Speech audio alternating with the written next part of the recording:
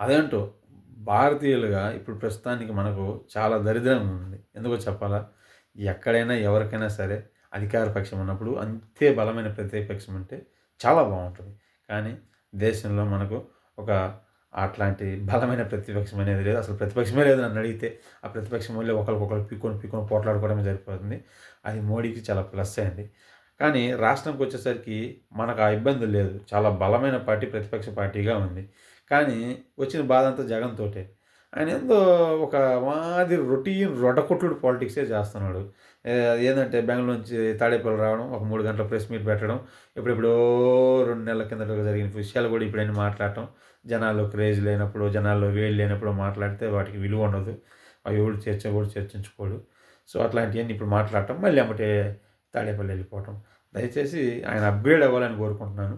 ఏ విధంగా అవ్వాలి? ఏ ఏ అంశాలు అవ్వాలి? ఎలా ప్రజల పక్షాన పోరాడాలనేది ఒక పెద్ద మనం మంచి పెద్దంటే ఒక 4, 5 నిమిషాలు వీడియో చేశాం.